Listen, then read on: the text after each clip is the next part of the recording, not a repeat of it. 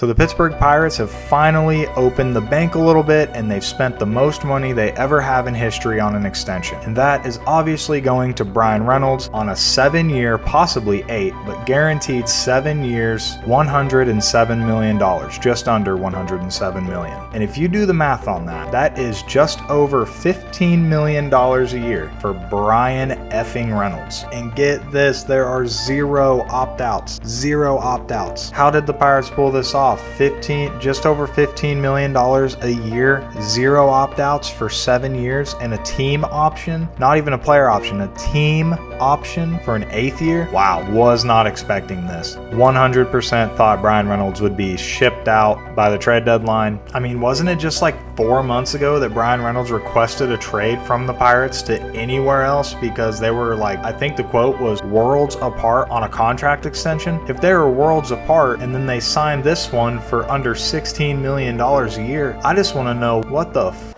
the Pirates offered him in the first place. Would they offer him like $10 million a year for like 5 years? Because no offense to the Pirates or Bryan Reynolds, but $107 million over 7 years isn't like a god tier contract. So props to you, Bryan Reynolds, and props to the Pirates to get this done. I just want to know what the original contract extension offer was. Good job, Bryan Reynolds. Good job, Pittsburgh Pirates. I'm happy for you. Plus, I mean, you got to think about it like this. You don't see any player his caliber take a pay cut to stay with their team, and I love this for baseball. It's so refreshing to see one of the better players in the league finally take a pay cut to stay with their team. It just doesn't happen anymore. It really doesn't happen. I mean, you had Juan Soto turn down almost $500 million with the Nationals, and he got shipped out. Now, granted, 1% of all the baseball players in the world make it to the big leagues, like 0.00001% will be as good as Soto or Bryan Reynolds. I digress. I love this for the game of baseball, and like I said, this is the biggest contract extension in history for the Pittsburgh Pirates, and the second biggest contract extension in Pirates history is, funny enough, it's the third baseman of the Pirates,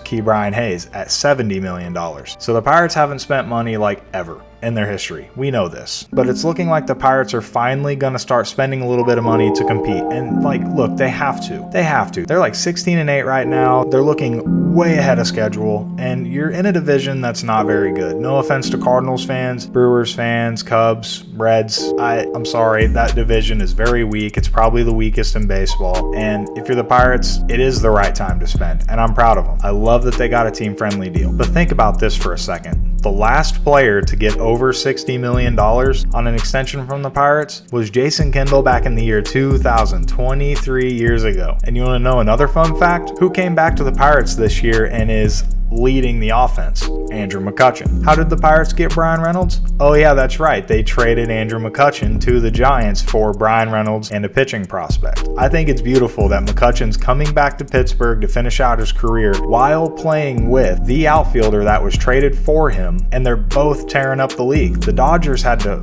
fight and claw last night to beat them. I think they were on like a 7-game winning streak before last night's game against the Dodgers, and we had to work to beat them. Granted, the Dodgers haven't played great baseball this year, but the Pirates are looking good for 2023, and now they're looking even better for years to come. The Pirates have a good looking rotation this year. They're all starting out pretty strong, but two that I want to point out are Mitch Keller. He was named the Pirates ace this year and has looked really solid in that role. And then Roansy Contreras, I think he made his major league debut last year, and this year he's really showing a lot of potential. I think these two are going to dominate all year long. And then on the offensive side, you've got, a potential superstar in O'Neal Cruz. Hopefully he gets healthy and he can get extended. Like I said earlier, you've got Bryan Hayes, the second highest paid player in their history. He looks really good. I think the most underrated player on the team is Jack Swinsky. He reminds me a lot of James Outman. As a Dodgers fan, he reminds me a lot of James Outman. And I think James Outman's pretty damn good. This team's loaded up on prospects too. In the past 3 years, they've had a top 10 draft pick. And in those 3 years, they've taken some really, really promising looking players. My favorite is their catcher, one of the top catching prospects in baseball, Henry Davis. He should be making his major league debut probably this season, like Nick Gonzalez, stud.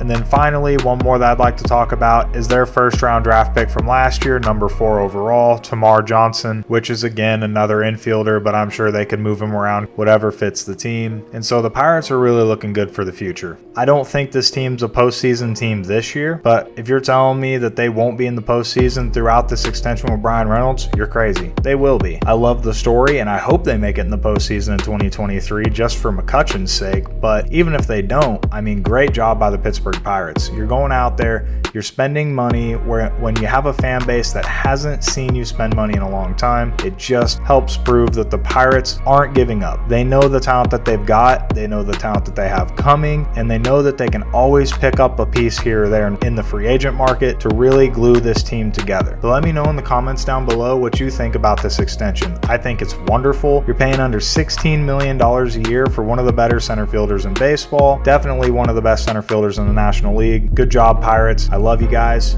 Peace. See you in the next one.